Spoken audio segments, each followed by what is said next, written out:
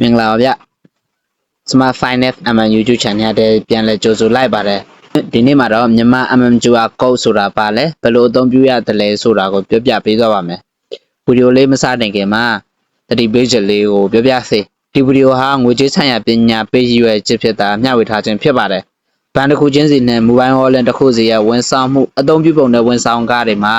ကွာခြားမှုရှိနေတာကြောင့်အသုံးမပြုမီကိုယ်ဝန်ဆောင်မှုပေးသူရဲ့စီမင်းတွေကိုစီစစ်ဖို့လိုပါတယ်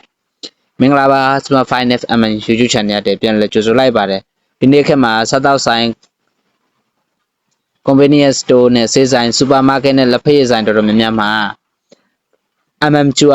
MMQR accept is here ဆိုတဲ့စာတန်းကိုတွေ့ရပါလိမ့်မယ်အရင်ကဆိုရင်ငွေရှင်းဖို့ပတ်စံအိတ်ထောရတယ်ပတ်စံရေးတွေ့ရတယ်အငွေစောက်ရပါတယ်အခုတော့ဖုန်းတစ်လုံးရှိုံနဲ့ QR code ကိုစကင်ဖတ်ပြီးစက္ကန့်ပိုင်းအတွင်းငွေပေးချေနိုင်ပါပြီဒါဆို MMQR ဆိုတာဘာလဲဘာကြောင့်အရေးကြီးတာလဲဘယ်လိုအသုံးပြုရမလဲဘာတွေတတိထားရမလဲဆိုတာကိုဒီဗီဒီယိုမှာအသေးစိတ်ရှင်းပြပေးသွားပါမယ်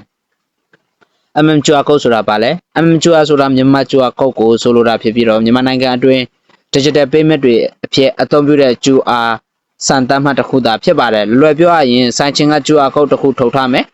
ဝယ်သူက mobile banking app ဒါမှမဟုတ်ရင် mobile wallet app အဲ့ဒီ QR code ကိုစကင်ဖတ်ပြီးငွေပေးရှင်းနိုင်ပါတယ် MMQR ကိုဘာကြောင့်ဖန်တီးခဲ့ကြပါသလဲအရင်ကဘဏ်တစ်ခုနဲ့တစ်ခု wallet တစ်ခုနဲ့တစ်ခုအသုံးပြုနိုင်မှုမှာကန့်သတ်ချက်တွေရှိနေပါတယ် MMQR စနစ်ကတော့ QR စနစ်ကိုပိုမိုစံတမ်းမှတ်ပြီးတော့အသုံးပြုရလွယ်ကူစေဖို့အတွက်ရည်ရွယ်ထားတာဖြစ်ပါတယ်ဒီလိုစနစ်တွေကငွေသားကင်ဆောင်မှုကိုရောချပြီးတော့ digital payment အသုံးပြုမှုကိုမြင့်တင်ပေးတာဖြစ်ပါတယ် MMQR အသုံးပြုပုံမှာဒီစာကဥမာအနေနဲ့ပြပြတာပါမမောင်ကစားသောက်ဆိုင်မှာကျပ်1000ဝယ်ဖို့စားတယ် cash မပါလာပါဘူးဒါပေမဲ့ဖုန်းထဲမှာ mobile banking app ရှိပါတယ် app ကိုဖွင့်ပြီးတော့ scan QR ကိုနှိပ်တယ်ဆိုင်ရဲ့ MMQR ကို scan ဖတ်တယ်ငွေပမာဏကိုစစ်တယ် confirm နှိပ်လိုက်တာနဲ့ငွေပေးချေမှုပြီးဆုံးသွားပါပြီအငွေစောင့်စရာမလိုတော့ပါဘူး MMQR ကိုဘယ်နေရာတွေမှာအသုံးပြုနိုင်ပါသလဲ MMQR ကိုအသုံးပြုနိုင်တဲ့နေရာတွေကတော့စားသောက်ဆိုင်တွေ coffee ဆိုင်တွေ mini mart တွေ supermarket တွေဈေးဆိုင်တွေလျှက်စစ်ပစ္စည်းဆိုင်တွေ online shop တွေတစီဝန်ဆောင်မှုတွေဘောနော်ဒါတွေကတော့တချို့လက်ခံတဲ့နေရာတွေရှိတယ်လို့တချို့ကလည်းလက်မခံတဲ့နေရာတွေလည်းရှိပါတယ်ဟိုတယ်နဲ့အခြားဝန်ဆောင်မှုလုပ်ငန်းတွေမှာ MMQR ကိုအသုံးပြုပါတယ်ကဲဒီပါတစ်ခါတော့ MMQR ရဲ့အားသာချက်တွေကိုပြပြပေးပါမယ်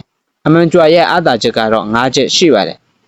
နောက်ဆုံးတစ်ချက်ကတော့မြန်ဆန်တဲ့စက္ကန့်ပိုင်းအတွင်းငွေပေးချေမှုပြီးစီးနိုင်ပါတယ်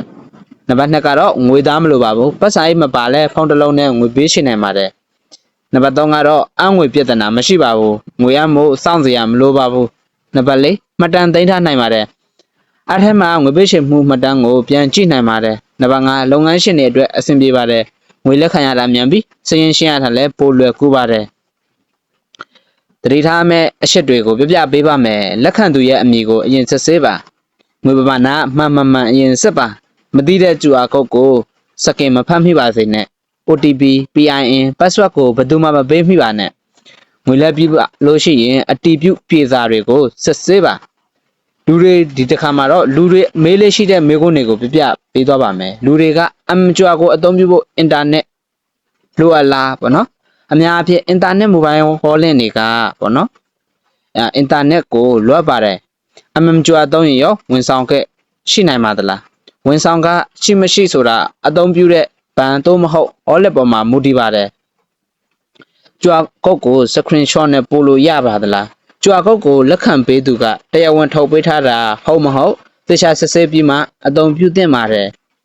ဒီကောင်းကျိုးအနေနဲ့ပြောရမယ်ဆိုရင်တော့ MMQR code ဟာမြန်မာနိုင်ငံရဲ့ digital payment စနစ်ကိုပုံမလွယ်ကူမြန်ဆန်ပြီးတော့လုံခြုံစေတဲ့နည်းလမ်းတစ်ခုဖြစ်ပါတယ်အနာဂတ်မှာ